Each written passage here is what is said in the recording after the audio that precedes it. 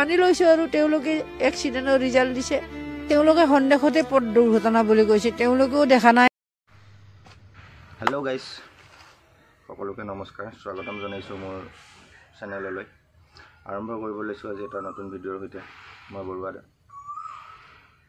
জোনমণি ৰাভা, যাৰ নামেই পৰিচয়, শিশুৰ পৰা বৃদ্ধলৈকে যাক নাম ক'লেই চিনি পায়। জোনমণি ৰাভা আচলতে কোন আছিলে সকলোৱে চিনি পায়।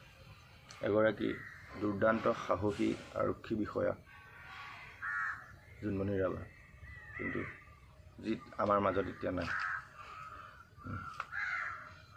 তাৰ বিষয়ে বহুত কৰিলে, CBI তদন্ত কৰিলে, কিন্তু সেই অৱশেষত ওলালগৈ এক্সিডেণ্ট বুলিয়ে।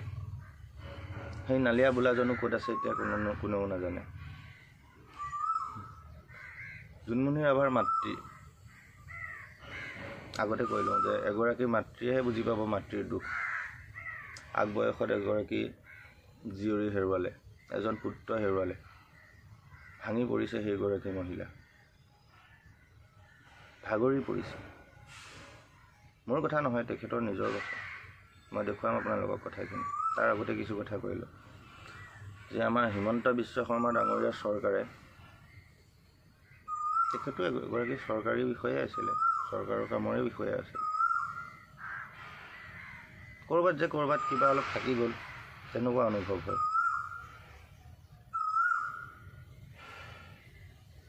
জোনমণি ৰাভাৰ মাতৃয়ে নিজেই ক'লে যে হিমন্ত বিশ্ব শৰ্মা কেতিয়াও মোৰ চোতালত ভৰি দিবলৈও নাহিলে। কিন্তু আমি নিজেও দেখিছোঁ, আপুনি নানান কেছত গৈ থাকে, নানান হেৰিয়াত মানুহৰ ঘৰত, মানুহৰ কাষত থিয় হয়। কিন্তু জোনমণি ৰাভাৰ ক্ষেত্ৰত কিয় এনেকুৱা হ'ল যে আপুনি এবাৰো নগ'ল? সেই অসহায় মহিলাগৰাকীৰ ওচৰত এবাৰ সাহস দিবৰ কাৰণে আপুনি নগ'ল। সুখী হয় জানো CBI তদন্তত জোনমণি ৰাভাৰ মাতৃ?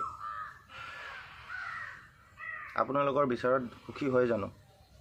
জানিবৰ মন নাযায়নে? কি ক'লে জোনমণি ৰাভাৰ মাতৃয়ে? এবাৰ চাওঁ আহক। মই বাধ্য হৈ গৈছোঁ যে মানি লৈছোঁ আৰু তেওঁলোকে এক্সিডেণ্টৰ ৰিজাল্ট দিছে। তেওঁলোকে সন্দেহতে পথ দুৰ্ঘটনা বুলি কৈছে, তেওঁলোকেও দেখা নাই যে গাড়ীখন আহি কেনে মোৰ ছোৱালীটোক এক্সিডেণ্ট কৰিছে বা মোৰ ছোৱালীটোক গৈ কেনে এক্সিডেণ্ট কৰিছে। কিন্তু তেওঁলোকে চব ফালৰ পৰা মিলাই কেনে চালি জাৰি কেনেকৈ কি হয় এইটো চাই কেনে মানে সন্দেহতে এক্সিডেণ্ট কেছ বুলি আমাক সিদ্ধান্ত ল'লে, সেইটোৱে ৰিজাল্ট দিলে। তো উপায় নাই, মোৰ পিছত মানুহো নাই, ঘৰৰ পৰিয়াল নাই, কোনো নাই, আগে পিছে দৌৰিবলৈ মানুহ নাই। মই ক'ৰবাত নগাঁৱত যাব লগা হ'লে, অফিচৰ কামত যাব লগা হ'লে, যিকোনো কামত যাব লগা হ'লে বেলেগৰ মানুহ মাতিব লাগে। তো লৈ কিনে মই যাওঁ কামে বনে, মোৰ তেনেকুৱা মানুহ নাই। মই বহুতে দুৰ্বল নাই, বহুত দুৰ্বল মানুহ মই। সেইকাৰণে আজি মোৰ ছোৱালীৰ মৃত্যু CBI কৈছে যে ছোৱালীটো মানে পথ দুৰ্ঘটনা, এক্সিডেণ্ট কেছ। তো উপায় নাই আৰু মান্তি হ'লোঁ আৰু। মানে মই আগুৱাও যাব নোৱাৰোঁ, ক'ত যাম কি কৰিম, মই বাধ্য হৈ গৈছোঁ। হয়, মই বাধ্য হৈ গৈছোঁ যে মানি লৈছোঁ আৰু তেওঁলোকে এক্সিডেণ্টৰ ৰিজাল্ট দিছে। এইটোতে মই মানি ল'লোঁ আৰু, উপায় নাই। হয়, ওপৰৱালাৰ ওপৰত দিছোঁ, তেওঁ দেখা পাই আছে, সৰ্জন কৰিছে, পালনো কৰিছে। তো তেওঁ দেখা পাই আছে সত্য বিচাৰ কি, মোৰ ছোৱালী যে সঁচাকৈ পথ দুৰ্ঘটনাত মৰিছে নে কোনোবাই হত্যা কৰিছে না মাৰ্ডাৰ কৰিছে, কি কৰিছে ভগৱানে চাই আছে। ভগৱানৰ ওচৰত দিছোঁ বাবা, মোৰ ছোৱালী কেনেকুৱা। আৰু ইয়াৰ অঞ্চলৰ মানুহে গম পায়, সৰুৰ পৰা ছোৱালীটো ডাঙৰ হৈছে কেনেকুৱা জোনমণি ৰাভা। মই নকওঁ মোৰ ছোৱালীটো ভাল বুলি। জোনমণি চৰকাৰী বিষয়া, এজন চৰকাৰৰ বিষয়া, হিমন্ত বিশ্ব শৰ্মা ডাঙৰীয়া। তেওঁ এদিনো মোৰ ঘৰত নাহিলে চোতাল গছকিবলৈ। কিয়? জোনমণি চৰকাৰৰ মানুহ নাছিলে নেকি? চব মানুহৰ ঘৰত যাব পাৰে, সৰু সুৰা মানুহৰ ঘৰত যাব পাৰে, জোনমণিৰ ঘৰত কিয় আহিব নোৱাৰে? কয়, কিন্তু এতিয়া চব চলা জৰা কৰি কেনে জোনমণিকে দুখী বনাব, কাৰণ জোনমণিৰ কাৰণে কোনো মাতা মানুহ নাই ন, মানে এতিয়া চুবুত নাই। মই সাক্ষী প্ৰমাণ দিব নোৱাৰোঁ জোনমণিক ইয়ে মাৰিছে বুলি। সেইটো কাৰণে মই পিছ পৰি থাকিলোঁ আৰু। এতিয়া জোনমণিৰ হত্যাকাৰী ভগৱানে বিচাৰ কৰিব। অৱশেষত সেই মাতৃগৰাকী বাধ্য হৈ গ'ল, এক্সিডেণ্ট বুলি মানি ল'ব লগা হ'ল। আজি অকলশৰীয়া মহিলাগৰাকীয়ে ক'ৰবাত যাবলৈ হ'লেও, কিবা অফিচত যাবলৈ হ'লেও বেলেগৰ সহায় লাগে। গতিকে সেই মহিলাগৰাকী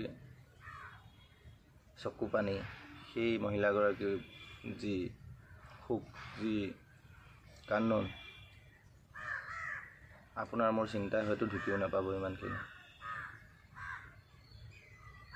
বা আপোনাৰ মোৰ মানুহ হোৱা, আপুনি মই হোৱা হ'লে আমি ইমান দিন হয়তো জীয়াইও থাকিব নোৱাৰিলোঁ।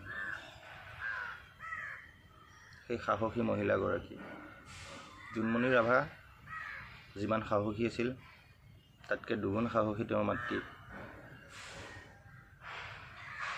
কিন্তু ভাগৰি পৰিছে। হিমন্ত বিশ্ব শৰ্মা চৰকাৰে বিচাৰ কৰিব। আৰু তেখেতে এটা কথা শেষত কৈছে যে ভগৱানৰ ওপৰত দিছে তেওঁ সকলো, ভগৱানে বিচাৰ কৰিব। আৰু ভগৱানৰ বিচাৰ দুদিন দেৰি হ'ব, কিন্তু ভগৱানে বিচাৰ কৰিব। ধন্যবাদ। আজিৰ ভিডিঅ'টো ইমানেই, আৰু বেলেগ এটা ভিডিঅ'ত লগ পাম। Bye bye.